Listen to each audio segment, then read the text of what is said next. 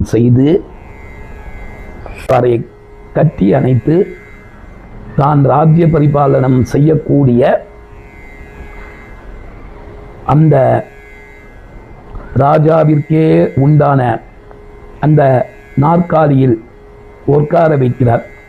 இது உனது ஆசனம், நான் எப்படி உட்காருவேன்? இல்லை, உட்கார சுதாமா அப்படி என்று கூனி குருவி குறுகி உட்காருகிறார். அது நுனியில் உள்ளுக்குள்ளே போய் உட்கார்றதுக்கு அவருக்கு ரொம்ப பயமாக இருக்குது.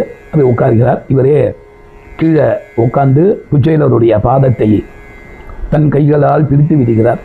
ரொம்ப தூரம் நடந்து வந்திருப்ப, உனக்கு சிரமமாக இருக்கும் அப்படின்னு சொல்லி இவருக்கு அந்த வஸ்திரங்கள் கிழிந்திருக்கிறது.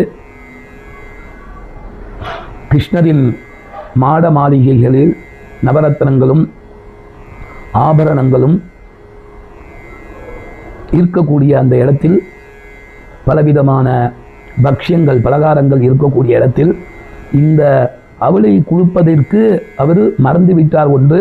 இரண்டாவது, இதை போய் கொடுப்பதா அப்படி என்று யோஜனை செய்து கொண்டிருக்க, சுதாமா, உனது மனைவி எனது சகோதரி உன்னை வெறும் கையோடு அனுப்பி இருக்க மாட்டார்களே, எனக்கு பிடித்தது ஏதாவது கொடுத்து அனுப்பி இருப்பார்களே, எங்கே அது என்று கிருஷ்ணரே தேடி, ஓ இதோ இருக்கிறதா அப்படி என்று சொல்லி அந்த முடிச்சை பிரித்து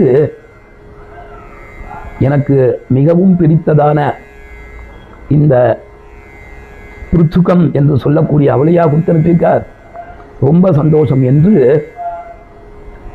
ஒரு புடி எடுத்து போட்டுக்கொள்கிறார். ஆகா, தேவாமிர்தமாக இருக்கிறது அப்படி என்று சொல்லி மறுபடியும் இரண்டாவது பிடியை எடுத்து போட்டுக்கொள்கிறார் கிருஷ்ண பரமாத்மா. சுதாமா கிளம்பும் போது அவரின் மனைவி நமது ஏழ்மை நிலையை சொல்லி நமக்கு ஐஸ்வர்யம் வேண்டும் என்று கிருஷ்ணரிடம் கேட்டு வாங்கி வாருங்கள் என்று சொல்லிதான் அனுப்பியிருந்தார். ஆனால் இவர் எல்லா எண்ணங்களையும் மறந்துவிட்டார். கிருஷ்ண பரமாத்மா மூன்றாவது பிடி எடுத்து போட்டுக்கொள்ள கையை எடுத்தார், அவளை எடுத்தார். ருக்மணி தேவியானவள் தடுத்தார்கள், போதும் என்று. என்ன காரணம் என்றால், 2 பிடி போட்டுக்கொண்ட உடனேயே கிருஷ்ணரிடம் இருந்த ஐஸ்வர்யம் 1 மடங்கு சுதாமா வீட்டிற்கு சென்று விட்டது. 2வது பிடி போட்டவுடன் 2வது ஒரு பெரிய பங்கு சென்று விட்டது. 3வது பிடியையும் நீங்கள் போட்டுக்கொண்டால் நீங்கள் சுதாமாவ ஆகிவிடுவீர்கள், சுதாமா கிருஷ்ணராக ஆகிவிடுவார். அப்படி என்ற ஒரு மறைமுகமான காரணத்தினாலேயே அப்படி ருக்மணி தேவி செய்தால் என்று நமக்கு இதிகாசங்கள் காட்டுகின்றன. பலவிதமான சிறு வயதில் நடந்தக்கூடிய விஷயங்களை இருவரும் அளவலாவினர். பிறகு சுதாமா விடை பெற்று கிளம்பி தன்னுடைய கிராமத்திற்கே வந்தார். வந்து பார்த்தால் அவருடைய இடங்கள் மாட மாளிகையாகவும் அவருடைய மனைவியவே அவரால் அடையாளம் கண்டுகொள்ள முடியவில்லை. ஏனென்றால் ஆபரணங்களும் பட்டு பீதாம்பரங்களும் நிறைந்திருந்தன. ஊரிலேயே பெரிய வீடானது அவர்களுடைய வீடாக இருந்தது. குழந்தைகளை பார்த்து கூட கீழ்ஷ துணிகள், கந்தலாக இருந்த துணிகள் பட்டு பீதாம்பரங்களாக இருந்தன. அவர் தன்னுடைய வீடையே கண்டுபிடிக்க முடியவில்லை என்று நமக்கு புராணங்களில் இருந்து தெரிகிறது. 2 விதமாக இதை நாம் அனுபவிக்கலாம். ஒன்று, அடுத்தவர்களுடைய பொருளை நாம் உபயோகப்படுத்தி கொள்ளக்கூடாது எக்காரணம் கொண்டும். அந்த கிருஷ்ணரின் அவள் சிறு வயதில் குரு மனைவியை கொடுத்த அவள் அவரிடம் என்று சேர்ந்ததோ அன்றே நம்மளுடைய எல்லா விதமான சிரமங்களும் நம்மை விட்டு சென்றது என்பதாக ஒரு பொருள் கொண்டு, 2வது பரமாத்மாவின் அனுகிரகம் எவ்வளவு தூரம் நமக்கு கிடைக்கிறது என்பதை நாம் புரிந்து கொள்ளலாம். இது ஒரு சின்ன விஷயமாகத்தான் நாம் இதை சொல்கிறது. புராணங்கள் எவ்வளவோ சொல்கிறது, அதில் ஒரு சிறு துளிதான் நாம் இன்று அனுபவித்தோம்.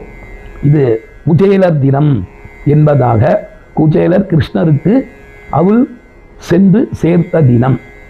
ஒவ்வொரு மார்கழி மாதமும் முதல் புதன்கிழமையன்று விசேஷமாக கிருஷ்ணருடைய க்ஷேத்திரங்கள் எல்லாவற்றிலும் நடக்கிறது.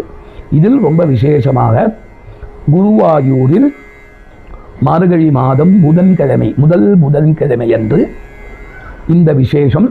கிருஷ்ணரே குருவாயூர் கிருஷ்ணருக்கு அலங்காரம் செய்யும் போது கிருஷ்ணரின் கைமேல் அவள் ஒரு சிறு மூட்டையாக வைத்து இன்றும் அலங்காரம் செய்கிறார்கள். அந்த கர்ப்ப கிரகத்திலேயே சுதாமாவோடு தோல் மேல் தோல் போட்டுக்கொண்டு கிருஷ்ணர் கர்ப்ப கிரகத்தில் இருக்கக்கூடிய அலங்காரத்தையும் நாம் சென்றால் வழிபட முடியும். அப்படிப்பட்ட சுதாமா தினம். இந்த குருவாயூர் வரக்கூடிய அனைவரும் அன்று ஒரு சிறு அவள் வெல்லம் அனைவரும் எடுத்து சென்று கிருஷ்ணரை வழிபடுகிறார்கள். இப்படி சுதாமா கிருஷ்ணருக்கு அவள் கொடுத்த மாத்திரத்தில் அவருடைய அனைத்து சிரமங்களும் இல்லாமல் ஆகிவிட்டதோ, அந்த எண்ணங்களோடு கூட நாமும் அன்று கிருஷ்ணர் கோவிலுக்கு சென்று கிருஷ்ணருக்கு அவருக்கு பிரியமான அவளை படைத்து நாம் எல்லா விதமான நன்மைகளை அடைவோமாக. அன்று குருவாயூர் இந்த வருடம் மார்கழி 2ஆம் தேதி, அதாவது 17/12/2025 அன்று குச்சேலர் தினம் கொண்டாடப்படுகிறது. அன்று நமக்கு அருகில் உள்ள கிருஷ்ணர் கோவிலுக்கு சென்று கிருஷ்ணருக்கு பிடித்தமான அந்த அவளை படைத்து நாம் எல்லா விதமான க்ஷேமங்களையும் அடைவோமாக. கிருஷ்ணரை ஸ்ரீ குருவாயூர் புரேஸ்வர அஷ்டோத்தர சதநாம ஸ்தோத்திர ரத்னம் என்ற நூலில் குருவாயூர் ஸ்ரீகிருஷ்ணரையே தேவியின் ரூபமாகவே வழிபாடு செய்துள்ளார்கள்.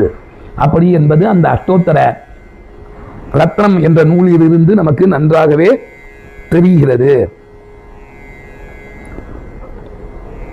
அதில் ஒரு அர்ச்சனை ரமாபீஜ சமாரபியாயை நமோ நமஹ அப்படி என்றும் காமராஜாட்சிய கூதேசாய நமோ நமஹ கோபீஜன சுபாஷிதாய நமோ நமஹன்னு அதில் அந்த அஷ்டோத்தரத்தில் தேவியின் பரமாகவே கிருஷ்ணரை